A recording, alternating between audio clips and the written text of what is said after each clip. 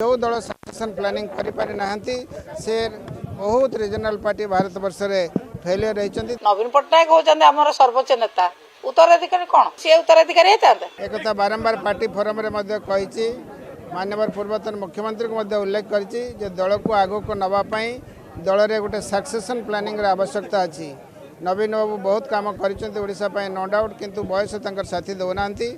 80 वर्ष बयस आम आशा करने कथा नुहे जे आगामी दिन में सी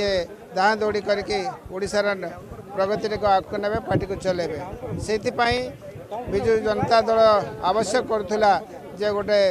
सक्सेसन प्लानिंग करने जो कथा मोर वक्तव्य मुझे जो दल सक्सेसन प्लानिंग करि ना से बहुत रिजनल पार्टी भारत वर्ष में फेलियर रही। तार 2-3टा उदाहरण मोर वक्तव्य मुझे रखी जो मैंने सक्सेसन प्लानिंग करें आगामी दिन में सरकार कर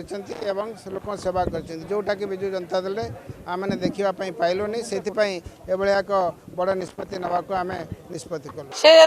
पार्लियामेंट को जाते दल टिकेट नहीं कि जिते मिसेस भी एमएलए दल टिकेट नहीं से बुद्धि नाला ना ज्ञान नाला जो आवश्यकता थिला से दल रू आसिक पदपदवी उपभोग कले जो दल में पदपदवी दिगला ना टिकेट दिगला नहीं पार्लियामेंट को तो आंचलिक दल खराब लगे आंचलिक दल में आम नेता जिते अच्छा उत्तराधिकारी कौन नवीन पट्टनायक होचंदे हमर सर्वोच्च नेता उत्तराधिकारी कौन सी कौन नवीन पट्टनायक एत हिताकांक्षी से भावुं उत्तराधिकारी कौन सी उत्तराधिकारी